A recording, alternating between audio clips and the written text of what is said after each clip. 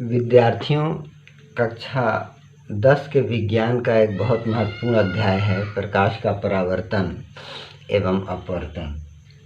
प्रकाश का परावर्तन एवं अपवर्तन के विषय में पिछले लेक्चर 1 के अंदर हम लोगों ने देखा था कि प्रकाश क्या होता है, प्रकाश का परावर्तन क्या होता है और प्रकाश के गुण क्या होते हैं और गोली दर्पण क्या होता है। थोड़ा सी रिवीजन के लिए, पुनरावृत्ति के लिए मैंने एक गोली दर्पण बना रखा है। गोली दर्पण होता क्या है कि एक ये खोखला गोला है, इस खोखले गोले से एक भाग काट करके निकाल लिया गया है और इस भाग को निकालने के पश्चात इसके एक ओर पारा या चांदी की पालिश कर दी जाती है और उसके बाद लेड आकर लाल रंग का पेंट पोत दिया जाता है, तो इसको गोली दर्पण कहते हैं।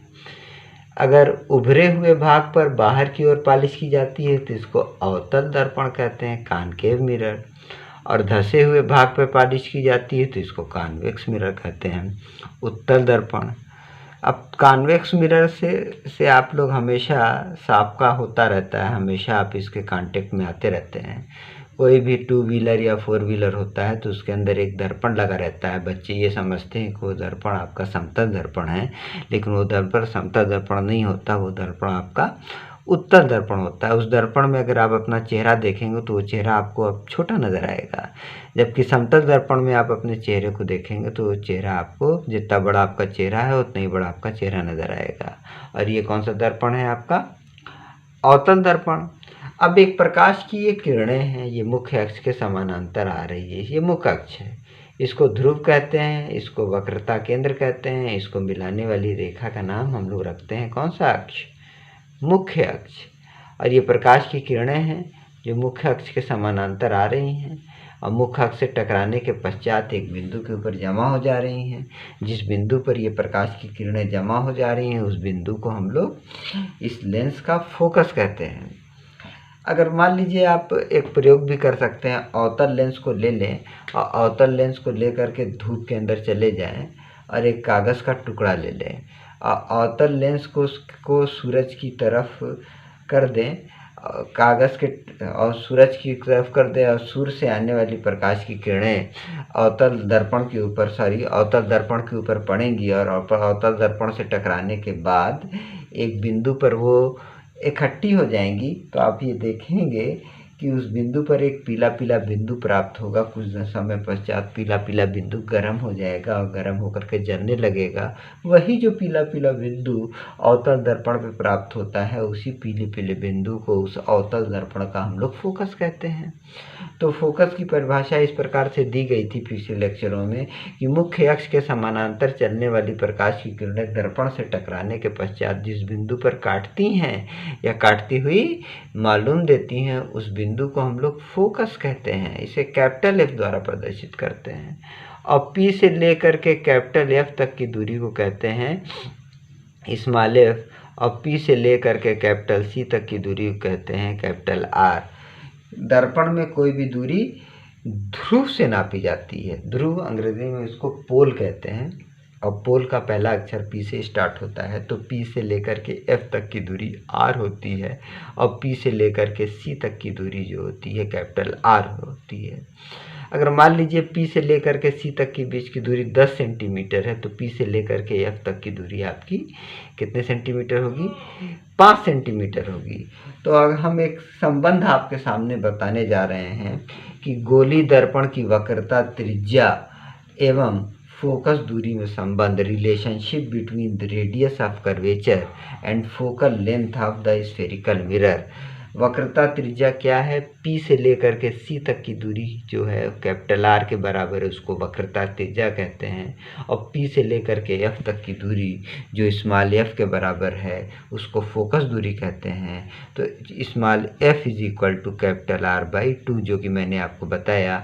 अगर P से लेकर के C तक के बीच की दूरी 15 सेंटीमीटर है तो P से लेकर के F तक की बीच की दूरी 7.5 सेंटीमीटर होगी। अब कुछ नियम भी हम लोग ज्ञात कर लें, समझ लें, क्योंकि अवतल दर्पण और उत्तल दर्पण का इस्तेमाल प्रतिबिंब के बनने में भी किया जाता है और प्रतिबिंब के बनने का कुछ नियम होता है। जब तक इन नियमों को स्पष्ट रूप से हम लोग नहीं समझेंगे तब तक हम लोग प्रतिबिंब के बनने को स्पष्ट रूप से समझ नहीं पाएंगे। तो गोली दर्पण द्वारा प्रतिबिंब के बनने के नियम, rule for formation of image by spherical mirror. अब यहाँ देखिए आपके सामने स्थिति नंबर 1 है। ये मैंने एक गोली दर्पण ले रखा है। कैसा गोली दर्पण है? ये अवतल दर्पण है और ये प्रकाश की किरण मुख्य अक्ष के समानांतर इस प्रकार से आ रही है। तो इससे दर्पण से टकरा करके कहाँ से चली जाएगी? फोकस के ऊपर। तो नियम नंबर 1 ये कहता है कि अगर प्रकाश की किरण मुख्य अक्ष के समानांतर आती है और दर्पण से टकराती है तो टकराने के बाद सच्चाई में या तो फोकस से जाएगी या फोकस से जाती हुई प्रतीत होगी। ये नियम नंबर 1 है। नियम नंबर 2 ये कहता है कि अगर कोई प्रकाश की किरण फोकस से होती हुई जा रही है तो दर्पण से टकरानी, ये देखिए प्रकाश की किरण फोकस से होती हुई जा रही है तो ये दर्पण से टकराने के पश्चात मुख्य अक्ष के समानांतर हो जाएगी। तीसरा नियम ये है, यदि कोई प्रकाश की किरण वक्रता केंद्र से होकर के जा रही है तो दर्पण से टकराने के बाद पश्चात उसी मार्ग पर लौट करके चली आएगी। जैसे हम लोग आम बोलचाल की भाषा में एक उदाहरण देते हैं, ईमानदारी का रास्ता, वे ऑफ ऑनेस्टी। ईमानदारी के रास्ते पर जाना भी, आगे बढ़ना भी आसान है और पीछे लौट करके आना भी आसान है। तो जो प्रकाश की किरण सी से होती हुई दर्पण की ओर जा रही है, ये ईमानदारी के रास्ते के ऊपर जा रही है। मतलब अगर प्रकाश की किरण सी से होती हुई गई और दर्पण से टकराई तो टकरा करके इसका परावर्तन होगा, IR के बराबर नहीं होने वाला है, बल्कि प्रकाश की किरण उसी मार्ग पर दोबारा से लौट करके चली जाएगी। ये नियम नंबर 3 है। जब तक इन तीनों नियमों को आप नहीं समझेंगे, गोली दर्पण द्वारा प्रतिबिंब के बनने की स्थिति आप नहीं समझ पाएंगे। नियम नंबर 1 ये है कि अगर प्रकाश की किरण मुख्य अक्ष के समानांतर होगी तो दर्पण से टकराने के पश्चात फोकस से होती हुई जाएगी। नियम नंबर 2 ये है कि अगर प्रकाश की किरण फोकस से होकर के जा रही है तो दर्पण से टकराने के पश्चात मुख्य अक्ष के समानांतर हो जाएगी। नियम नंबर 3 ये है कि अगर प्रकाश की किरण वक्रता केंद्र से होती हुई जा रही है तो दर्पण से टकराने के पश्चात उसी मार्ग पर पुनः दोबारा से लौट आएगी। देखिए, अवतल दर्पण द्वारा प्रतिबिंब का बनना, formation of image by concave mirror. इसको याद करने के लिए एक ट्रिक मैंने सोची है। पता नहीं ये ट्रिक आपको अच्छी लगे कि नहीं लगे, लेकिन मैंने इस तरह से एक ट्रिक सोच रखी है जी। ये ट्रिक है behind ICC FNC final place. Hindi में इसको कैसे रटेंगे? पीछे ICC के फ्रांस और चीन के बीच फाइनल हुआ। ICC को जानते होंगे, ये क्रिकेट मैच कहलाती है, इंटरनेशनल क्रिकेट काउंसिल। सामने नहीं, पीछे। अरे भाई, ना फ्रांस की टीम भी क्रिकेट नहीं खेलती और ना तो चीन की ही टीम क्रिकेट खेलती है। इनकी रैंकिंग ICC में बहुत पीछे है, लेकिन भाई लक बाई चांस इनके बीच क्रिकेट मैच हो गया। तो ICC ने अपने सामने नहीं करवाया, ICC ने चोरी छुपे कहीं इन दोनों का के बीच क्रिकेट मैच करवा दिया और क्रिकेट मैच ऐसा हुआ कि ये दोनों फाइनल मैच खेलने लगे। तो याद करने का तरीका है behind ICC FNC final please. पीछे ICC के फ्रांस और चीन के बीच फाइनल मैच हुआ। अब आप लोग वीडियो गेम के बहुत शौकीन हैं, पता नहीं कौन कौन से गेम पे आप लोग लगे रहते हैं। तो यहाँ जो मैंने एक चित्र बना रखा है ये वीडियो गेम से ही रिलेटेड है। अगर इस चित्र को आप समझे रहेंगे, इस वीडियो गेम में आपको 6 स्टेज पार करनी है। कितनी स्टेज पार करनी है? 6 स्टेज। आपको पैदल चलना है। कहाँ चलना है? पैदल। शुरुआत करनी है P से। P स्टैंड फॉर पैदल, ठीक। F का मतलब है फूल।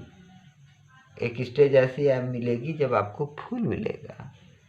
C का मतलब है चोर और अनंत का मतलब है मंजिल बहुत दूर है। इस 6 स्टेज को पार करना है। पैदल चलना है, फूल मिलेगा, फिर चोर मिलेगा, फिर अपनी मंजिल पे पहुंचना है। मेन दिमाग में बैठा लीजिए, पैदल आपको चलना है, फूल मिलेगा, फिर चोर मिलेगा और आपको आपकी मंजिल बहुत दूर है। F से फूल, C से चोर, अनंत से मंजिल बहुत दूर। तो आप यहाँ से चालू किए पैदल। और चलना शुरू किया। चलते चलते यहाँ पे आप पहुँचे। कहाँ है आपकी पोजीशन? अभी फूल आपको नहीं मिला है, यानी आप F से पहले पहले हैं, अभी F पे नहीं पहुँचे हैं, फूल वाली कंडीशन नहीं आई है। ठीक, किस लेवल में आप चल रहे हैं? Level number 1। अब जब आप F पे पहुँच गए, फ़ौरन आपको फूल मिल गया, फ्लावर, खुश हो गए, वाह मुझे फूल मिल गया। आपने दूसरा लेवल पार कर लिया। फिर और आगे चले, चल रहे हैं चल रहे हैं चल रहे हैं, अभी चोर भी आपको नहीं मिला है, चोर अभी मिलने वाला है। कौन सा लेवल है आपका? Level number 3। यस, जब आपको चोर मिला तो कौन सा लेवल हो गया? Level number 4। फिर और आप आगे बढ़ रहे हैं मंजिल की तरफ। अभी मंजिल नहीं मिली है, लेवल 5। और जब मंजिल मिल जाएगी तो लेवल 6। तो ये बताइए, आप पैदल जब चल रहे हैं P से और मंजिल तक जा रहे हैं तो कुल मिला करके कितने लेवल को आपको पार करना पड़ रहा है? 6। अगर ये कहानी आपके जहन के अंदर बैठी रहेगी और ये गाना आपके जहन के अंदर बैठे रहेगा कि पीछे ICC के फ्रांस और चीन के बीच फाइनल मैच हुआ, अंग्रेज़ी में ऐसे बैठा लेंगे, behind ICC FNC final place, तो उठते बैठते 24 घंटा अवतल दर्पण द्वारा प्रतिबिंब का बनना आपको रटा रहेगा। 6 स्थितियाँ मैंने लिख दिया। स्थिति नंबर 1, जी अभी कहाँ आपको फूल नहीं मिला है? फूल नहीं मिला है मतलब आप P और F के बीच में। स्थिति नंबर 2, फूल मिल गया है, यानी कि आप F पर हैं। स्थिति नंबर 3, अभी चोर नहीं मिला है आपको, यानी F और C के बीच में है। चौथी स्थिति, चोर मिल गया है, चोर से लड़ाई झगड़ा चल रहा है, C पर हैं जी। और फिर आगे चोर से जीतने के बाद आप आगे बढ़ रहे हैं, लेवल नंबर 5 पे हैं, C और अनंत के बीच में हैं, आप अपनी मंजिल पे पहुंच गए, आप अनंत पर हैं जी। तो ये आपकी 6 स्थितियां हैं।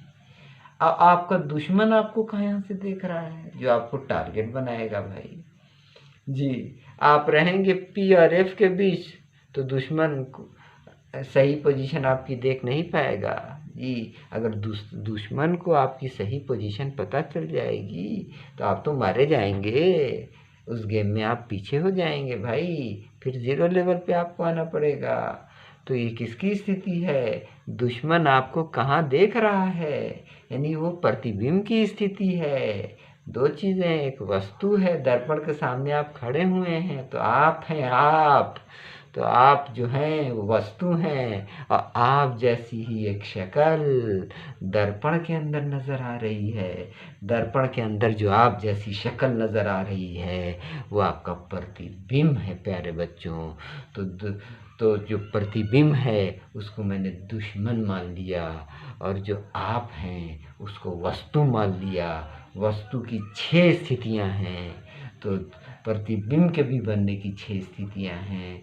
ये 6 स्थितियां इस गाने में छिपी हुई हैं। पीछे ICC के फ्रांस और चीन के बीच फाइनल मैच खेला गया, जब वस्तु P और F के बीच में होगी पीछे, तो प्रतिबिंब कहाँ बनेगा? वस्तु के पीछे। कहाँ बनेगा बच्चों? वस्तु के पीछे। दूसरे नंबर पे क्या बच्चों? दूसरे नंबर पे क्या? वस्तु कहाँ पे है? वस्तु कहाँ पर है भाई? वस्तु F पर है, तो प्रतिबिंब I देखिए मैंने लिख रखा है यहाँ, इनफाइनाइट 2 नंबर पर अनंत, तो प्रतिबिंब बनेगा अनंत। तीसरे नंबर पर वस्तु F और C के बीच में है, तो तीसरे नंबर पर मैंने यहाँ C लिख रखा है, C से हटकर। चौथे नंबर पर वस्तु C पर है, तो प्रतिबिंब C पर ही बनेगी। ये बहुत खतरनाक केस है, इस केस में आप डिफीट हो सकती है, क्योंकि जहाँ आप वास्तव में होंगे वहीं पे आपका प्रतिबिंब भी बनेगा। वस्तु C पर होगी तो प्रतिबिंब भी C पे बनेगा। और जब आप C और अनंत के बीच में होंगे तो प्रतिबिंब C और F के बीच में बनेगा। और जब आप अनंत पे होंगे तो प्रतिबिंब फोकस पे बनेगा। इस प्रतिबिंब को तो आप ऐसे रट सकते हैं कि जब वस्तु फोकस पे होगी प्रतिबिंब अनंत पे बनेगा, जब वस्तु अनंत पर होगी तो प्रतिबिंब फोकस पे बनेगा, और जब वस्तु C पर होगी तो प्रतिबिंब C पे बनेगा। 6 में तो 3 ऐसे ही रटा गया। वस्तु फोकस पर है, प्रतिबिंब अनंत पर बनेगा। वस्तु अनंत पर है, प्रतिबिंब फोकस पे बनेगा। वस्तु वक्रता केंद्र पर है तो प्रतिबिंब वक्रता केंद्र के ऊपर बनेगा। पहली स्थिति में प्रतिबिंब आभासी एवं सीधा बनेगा और बकिया स्थितियों में प्रतिबिंब वास्तविक एवं उल्टा बनेगा।